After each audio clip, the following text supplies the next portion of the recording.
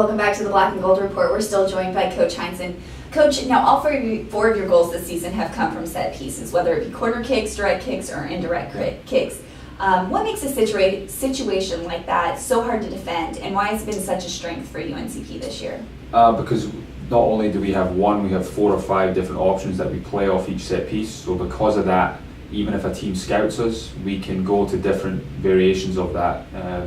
The corner or the throw-in, so it makes it difficult because even if they sniff out 1 or 2, you can go 3, 4, or 5 options. So that's really what makes it so difficult.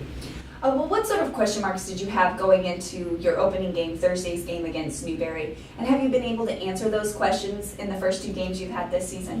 Yeah, I think you feel very good. We have a lot of confidence in the group that we have, a lot of good returning players, a lot of experience, a lot of good new players, but you're always looking to see it in a competitive environment, because when ultimately in pre-season games and the spring there's no pressure, so that's the biggest thing that you've got to see if the kids can handle the pressure, and so far they've done a good job of it. Well, how important is it for you to get 2 region wins early in this season, and how tough is it to jockey yourself into a position inside the region as tough as the Southeast region? It's always important to get the wins. Mars Hill I think could end up being a very big win for us at the end of the year. Obviously with Wingate coming up this week, it's going to be tough, but that's going to put us with another opportunity to get a win against one of the top probably 7 or 8 teams in the region.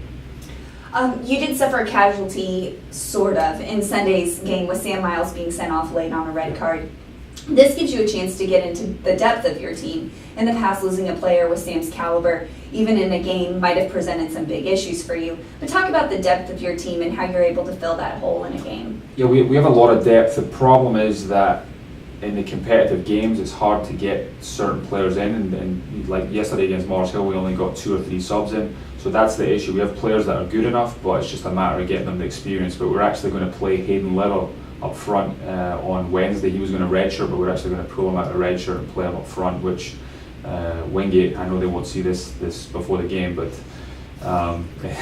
it's going to be something that they haven't seen, because they've been scouting us a lot. They were at the game on Sunday and also one of the games in pre-season, so they won't know anything about him. Well, you have 2 big games this week. You've talked about it already, but you make your first road trip to 12th ranked Wingate on Wednesday night. You already know going into this season Wingate was going to be good heading into these games. But what sort of things have you learned from scouting reports, and what challenges or matchup problems have they presented to your team? They're a very athletic team, very technically gifted. I was in a recruiting trip in Brazil. I saw one of the players play a couple of years ago, so I know the level of caliber he is. There are 4 or 5 Brazilians, a couple of kids from England, some very good American players. So it's going to be difficult, but we're very confident we can get a result down there. Well, this weekend, when this airs, you'll be playing Peach Belt Conference opponent Georgia Southwestern at home. Your team's had a lot of success against the Hurricanes in the past, but most coaches will tell you there's no such thing as an easy win. What are some of the challenges of facing a team that you've had a multitude of success against? I think it's just, having a standard that we have right now. Just the expectations are high in every game. We expect to go in with the same attitude, the same confidence. So it's just important that you never take any game for granted. And the players know I never do, so they pretty much follow suit most of the time. If they don't, they hear about it. All right, well, thank you, Coach, so much for being on the show today. Thank you.